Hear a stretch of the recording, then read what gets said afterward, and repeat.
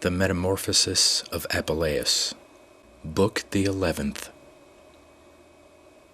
Being awakened with a sudden terror about the first watch of the night, I beheld the full orb of the moon,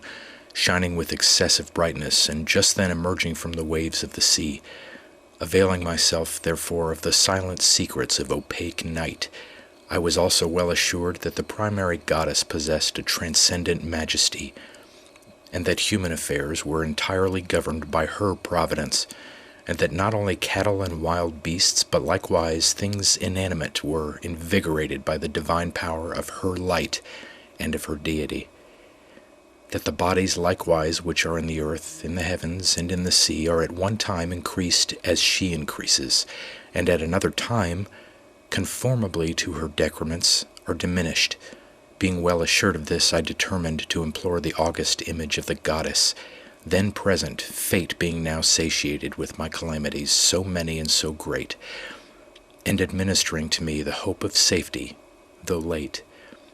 Having, therefore, immediately shaken off sluggish sleep,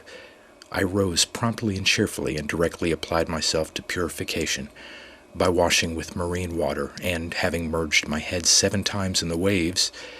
because, according to the divine Pythagoras, that number is especially adapted to religious purposes, I joyfully and readily thus supplicated with a weeping countenance the transcendently powerful goddess. Queen of heaven, whether thou art pure and nourishing Ceres, the original parent of fruits, who, rejoicing for the discovery of thy daughter, didst banish the savage nutriment of the ancient acorn, and exhibiting a milder aliment, dost now dwell in the Eleusinian land, or whether thou art celestial Venus, who, in the first origin of things, didst associate the different sexes through the intervention of mutual love, and having propagated an eternal progeny for the human race, art now worshipped in Paphos, which is washed by the surrounding sea, or whether thou art the sister of Phoebus, who, by relieving the pangs of parturient women by lenient remedies, hast delivered into light such a numerous multitude of men, and art now venerated in the illustrious temple of Ephesus, or whether thou art Proserpine, terrific by nocturnal howlings, restraining with the triform face the assaults of specters closing the recesses of the earth, wandering through various groves, and propitiated by different modes of worship, with that female light of thine illuminating every city, and with moist fires nourishing the joyful seeds of plants, and through the revolutions of the sun dispensing uncertain light, by whatever name, by whatever rites, and under whatever form it is lawful to invoke thee. Graciously succor me in this my extreme calamity, support my fallen fortune, and grant me rest and peace after the endurance of so many cruel misfortunes. Let there have been enough of labors, let there have been enough of dangers. Remove from me the dire form of a quadruped, restore me to the sight of my kindred, restore me to my Lucius, to myself. And if any offended deity oppresses me with inexorable cruelty, may it at least be lawful for me to die, if it is not lawful for me to live in my proper shape. Having after this manner poured forth prayers, accompanied by miserable lamentations, sleep surrounding me, again oppressed by marcid mind, in the same bed on the soft sand, and scarcely had I closed my eyes, when behold, I saw in a dream a divine form emerging from the middle of the sea, and raising a countenance venerable even to the gods themselves. Afterwards the whole of the most splendid image seemed to stand before me, having gradually shaken off the sea.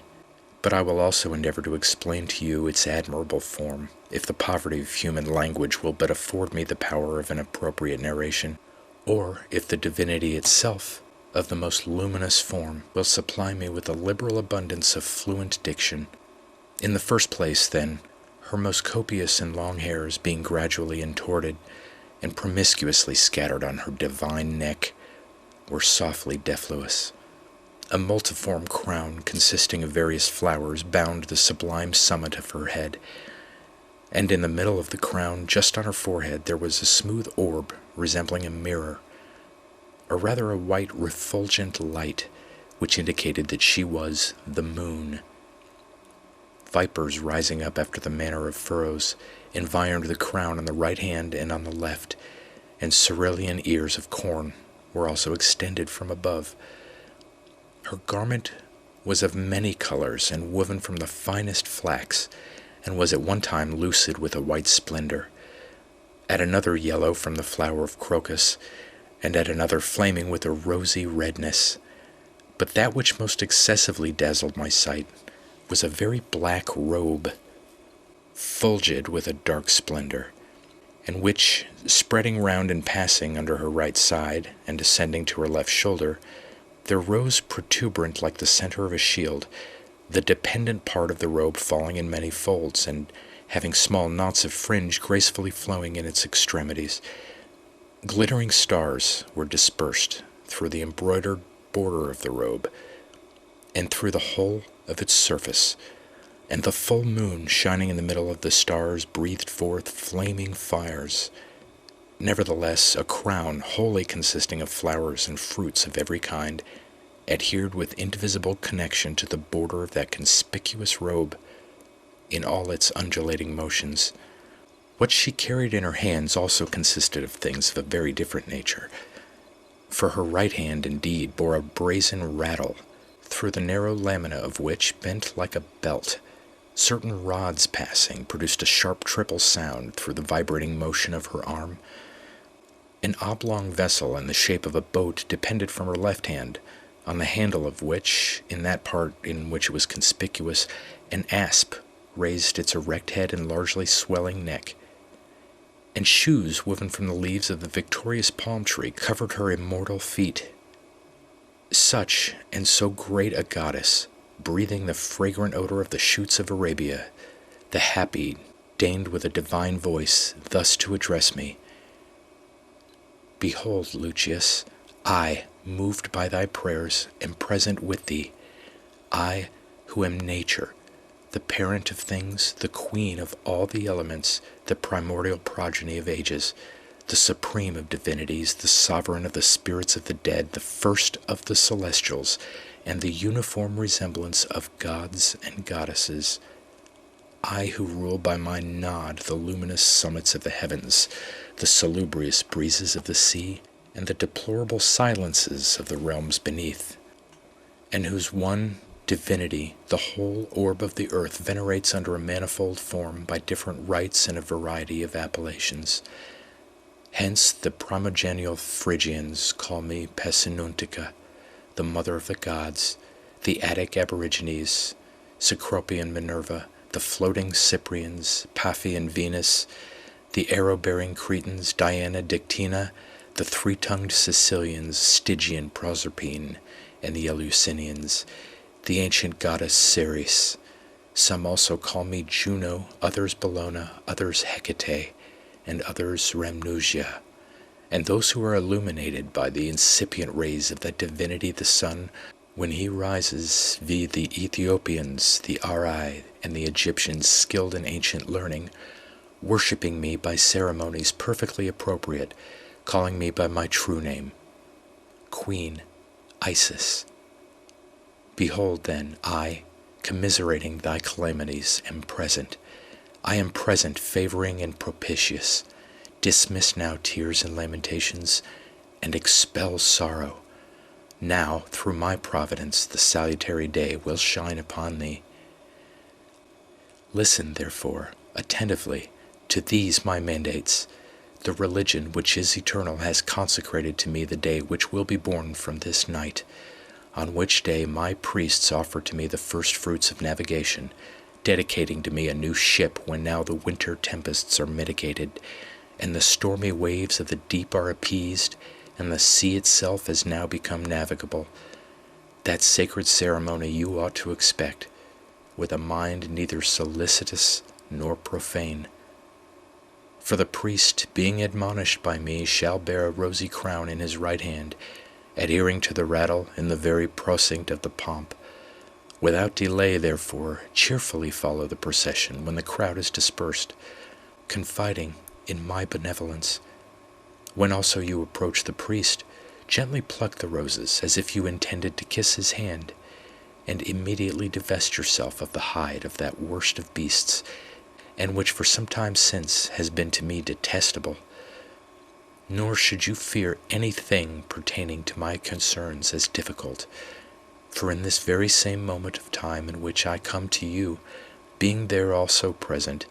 I order my priest in a dream to do those things which are to be done hereafter. By my command, the thick crowd of people shall afford you room to pass through them, nor, amidst the joyful ceremonies and festive spectacles, shall anyone abhor that deformed figure which you bear, or malignantly accuse you by putting a sinister construction on the sudden change of your form. Only remember, and always retain it deposited in the penetralia of your mind, that the remaining course of your life must be dedicated to me, even to the boundaries of your last breath, nor is it unjust that you should owe your whole life to that goddess, by whose assistance you will return to the human form. But you will live happy, you will live glorious under my protection, and when having passed through the allotted space of your life you descend to the realms beneath, there also in the subterranean hemisphere you, dwelling in the Elysian fields, shall frequently adore me whom you now see, and shall there behold me shining amidst the darkness of Acheron, reigning in the Stygian penetralia and being propitious to you. Moreover, if you shall be found to deserve the protection of my divinity by sedulous obedience, religious services, and inviolable chastity, you shall know that it is possible for me alone to extend your life beyond the limits appointed to it by your fate. The venerable oracle being thus finished, the invincible goddess receded into herself, and without delay I, being liberated from sleep, immediately arose, seized with fear and joy in an excessive perspiration, and in the highest degree admiring so manifest an appearance of the powerful goddess. Having sprinkled myself with marine dew, the water of the sea, and intent on her great commands, I revolved in my mind the order of her mandates. Shortly after, too, the golden sun arose and put to flight the darkness of black night, when, behold, a crowd of people filled all the streets with a religious and perfectly triumphant procession. All things likewise, independent of my peculiar joy, seemed to me to exult with such great hilarity that I might have thought that cattle of every kind, every house, and even the day itself, rejoiced with a serene countenance,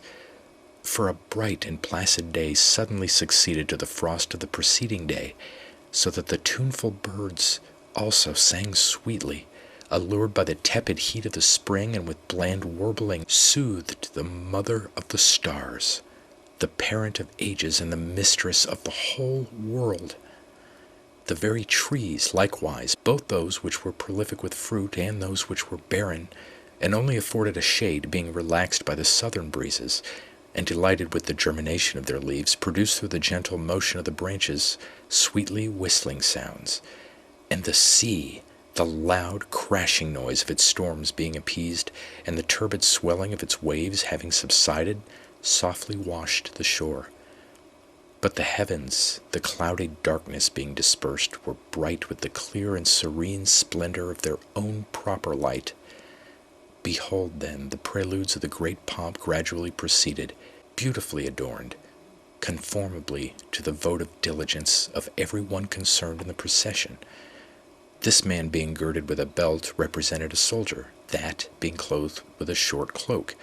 and carrying scimitars and javelins, was adorned like a hunter. Another, having golden socks on his feet, being clothed with a silken garment and precious female ornaments, and with false hair on his head, assumed the appearance of a woman by his gliding step. But another was remarkable by his boots, his shield, his helmet, and his sword, and you would have thought that he came from the school of the gladiators. Nor was there wanting one who represented a magistrate by the faces and the purple vest, nor one who feigned himself to be a philosopher by his cloak, his staff, and his slippers, and his goatish beard, nor those who, with dissimilar reeds, represented the one a fowler with bird-lime, and the other a fisherman with his hook. I also saw a tame bear, which was carried on a bench in a matronal dress, and an ape with a woven hat on its head, and clothed with a Phrygian garment of a saffron color, carrying in its hand a golden cup, and representing the shepherd Ganymede, and likewise an ass to which wings were agglutinated, and which walked near to a certain old man, so that you would have said that the one was Bellerophon, but the other Pegasus, and nevertheless you would have laughed at both. During these ridiculous amusements of the people, who wandered about everywhere, the peculiar pomp of the Savior Goddess advanced. Women, splendid in white garments, expressing their joy by various gestures and adorned with vernal crowns, scattered from their bosoms flowers on the ground, through the path in which the sacred crowd walked. Others, with mirrors placed behind their backs, showed to the goddess the obsequiousness of the crowd, as if it had come for the purpose of meeting her. There were also others who, carrying ivory combs, imitated the adornment and combing of royal hairs by the motion of their arms and the inflection of their fingers. And there were likewise others who sprinkled the streets with drops of genial balsam and other ointments. Besides this, there was a great multitude of men and women who propitiated the goddess, the offspring of the celestial stars, by lamps, torches, wax lights, and other kinds of artificial light. Afterwards, sweet symphonies resounded from the most delightful modulations of pipes and flutes. A pleasant choir of the most select youths, in splendid white garments, every way closed, followed them, frequently singing an elegant song, which an ingenious poet had composed through the favor of the muses, and which explained the meaning of the procession. Pipers also, consecrated to the great Serapis, proceeded among those musicians whose songs were antecedent to the greater vows, and sung the accustomed modulation pertaining to the god and his temple, the oblique pipe being extended to the right ear. And there were likewise precursors who proclaimed that the convenient room would be given for the sacred procession to pass. After this, there was an influx of a crowd of those who had been initiated in the second rites of the goddess, consisting of men and women of every degree and of every age, resplendent with the pure whiteness of linen garments. The women had their anointed hair infolded in a pellucid covering, but the men had their hair perfectly shaven, and the crown of their head was exceedingly bright. These terrene stars also, of the great religion of the goddess, produced a sharp sound from the brazen, silver, and likewise golden rattles which they held in their hands. But those principal men that presided over the sacred rites, and who were clothed in a close-drawn garment of white linen, hanging down to the extremities of their feet, carried the most illustrious spoils of the most powerful gods. And of these the first exhibited a lamp shining with a clear light, not resembling those lamps of ours which illuminate nocturnal banquets, but it was a golden boat cup, which emitted a larger flame from an aperture in the middle. The second was clothed in a similar manner, but carried in both his hands altars, to which the auxiliary providence of the supreme goddess gave a proper name. The third proceeded, raising a palm tree, the leaves of which were subtly gilt, and also the mercurial caduceus. The fourth exhibited the symbol of equity via left hand, fashioned with the palm or inner part expanded, which seems to be more adapted to equity than the right hand, because it is naturally sluggish and is endowed with no craft and no subtlety. The same person also carried a golden vessel, which was round like the female breast, and from which he poured forth milk. The fifth bore a golden corn fan full of golden branches, and another carried an amphora. In the next place, without delay, the images of the gods, carried by the priests of Isis, proceeded, not disdaining to walk with the feet of men, this terrifically raising a canine head, but that, being the messenger of the supernal gods and of those in the realms beneath, with an erect face, partly black and partly of a golden color, bearing in his left hand a caduceus, and shaking in his right hand branches of the flourishing palm tree, whose footsteps a cow in an erect position immediately followed. This cow was the prolific resemblance of the all-parent goddess, and was carried on the shoulders of one of the blessed servants of this divinity, and who acted the part of a mimic as he walked. Another carried a cista, or chest, containing arcana, and perfectly concealing the mystic symbols of a magnificent religion, and another bore in his happy bosom the venerable effigies of the supreme divinity, which was not similar to any cattle or bird or wild beast, or even to man, but being venerable for the subtlety by which it was invented, and also for its novelty, was an ineffable indication of a more sublime religion, and which was to be concealed in the greatest silence. But this effigy was fashioned after the following manner. There was a small urn, formed of splendid gold, most artificially excavated, the bottom of which was very round, and which was externally engraven with the admirable images of the Egyptians. The orifice of this urn, which was not much elevated, was extended into a prominent rivulet, but a handle adhered to the side opposite to the orifice, and receded from the urn by a spacious dilatation. On this handle an asp sat, raising its neck, which was scaly, wrinkled, and tumid, and embraced it with one fold of its body. And, behold, the benefits and the destiny which the most powerful goddess had promised to me approached, and the priest was present, bringing with him my salvation, and adorned in a manner conformable to what the divinity had previously announced. In his right hand he carried the rattle of the goddess, which was to me a crown, and by Hercules a crown by a necessary consequence, because through the providence of the great goddess I vanquished the opposition of most cruel fortune, after having encountered so many labors and so many dangers. Nevertheless, I did not run violently, though I was agitated by a sudden joy, fearing lest the tranquil order of religion should be disturbed by the hasty impetus of a quadruped. But I hesitatingly passed through the crowd with a quiet and perfectly human step, and with a gradual obliquation of my body, the people giving way to me through the interference of the goddess. But the priest, as I might very well perceive, recollecting the nocturnal oracle and admiring the congruity of the office which he was commanded to perform, immediately stood still, and spontaneously extending his right hand, presented to my mouth a crown of roses. Then I, trembling and my heart leaping with continual palpitation, devoured with great desire in a greedy mouth the shining crown in which delightful roses were interwoven. Nor did the celestial promise deceive me, for immediately my deformed and brutal figure left me, and in the first place indeed my squalid hair fell off, and afterwards my thick skin became attenuated, my broad belly became narrow, and the soles of my feet passed into toes through my hoofs. My hands are no longer feet, but are extended to their erect offices. My long neck is shortened, and my face and my head become round. My enormous ears are restored to their pristine parvitude. My stony teeth return to those of a human size, and the tail, which before especially tormented me, was nowhere to be found.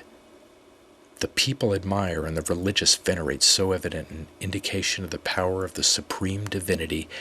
and the magnificence and facility of my restoration, which resembled the nocturnal images in dreams. Extending likewise their hands to the heavens, they proclaimed with a clear and unanimous voice such an illustrious benefit of the goddess. But I, being fixed in excessive astonishment, remained silent, my mind not being capable of receiving a joy so sudden and so great, and I was dubious what I should first and principally say, whence I should assume the beginning of a new voice, and more happily commence my speech, as my tongue was now restored to me, and in what magnificent language I should return thanks to so great a goddess. The priest, however, who, through the divine admonition, knew all my calamities from the beginning, though he himself also was astonished by that remarkable miracle, having first signified his wish by a nod, ordered that a linen garment should be given to me for the purpose of covering my nakedness. For as soon as the ass had despoiled me of my abominable vesture, I well fortified myself with a natural covering, as much as it was possible for one who was naked to do, by closely compressing my thighs and carefully placing my hands over my private parts. Then one of the religious cohort, having rapidly divested himself of his upper garment, most rapidly covered me with it, Which being done, the priest, with a joyful countenance, and by Hercules, astonished at my now human aspect, thus addressed me. O Lucius, you have at length arrived at the port of quiet and the altar of pity, having endured many and various labors and great tempests of fortune, and been tossed about by mighty waves of calamity. Nor did the nobility of your race, nor your dignity, nor even the learning in which you abound, at all benefit to you, but falling into servile pleasures through the lubricity of flourishing youth, you have brought back an inauspicious reward of your unhappy curiosity. The blindness of fortune, however, while she has tormented you by the worst of dangers, has brought you by her provident malignity to this religious beatitude. Let her now go and rage with the greatest fury, and let her search for some other subject for her cruelty. For hostile misfortune has no power over those whose service the majesty of our goddess vindicates to itself. What advantage has iniquitous fortune derived from robbers, from wild beasts, from servitude, from the various circuits of the roughest paths, and from the fear of death to which you were daily exposed? You are now, therefore, received into the protection of fortune, but of the fortune that can see, and who also illuminates the other gods with the splendor of her light. Assume now a more joyful countenance, and more adapted to that white garment which you wear. Attend the pomp of your Savior Goddess with triumphant steps. Let the irreligious see. Let them see and acknowledge their error. Behold Lucius, rejoicing in the providence of the great Isis, and freed from his pristine miseries, triumphs in his own fortune. Nevertheless, that you may be more safe and better protected, become one of this holy order, which you will hereafter rejoice that you embraced, and now dedicate yourself to the service of our religion, and voluntarily subject yourself to the yoke of this ministry, for when you have once entered into the service of the goddess, you will then in a greater degree enjoy the fruit of your liberty. The excellent priest, having thus prophesied and breathing with difficulty, was silent. I afterwards, walking mingled with the religious crowd, accompanied the sacred pomp. Being known and conspicuous to the whole city and distinguished by the fingers and nods of the men, all the people spoke of me and said, "The august power of the omnipotent goddess has restored this man to the human form. Happy by Hercules, and thrice blessed is he,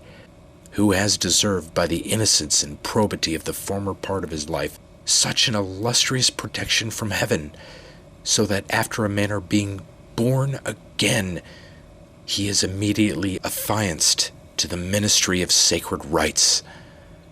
While these things were said, and during the tumult of the festive vows proceeding gradually, we now approached to the shore of the sea, and came to that very place in which on the preceding day I, while I was yet an ass, had taken up my abode.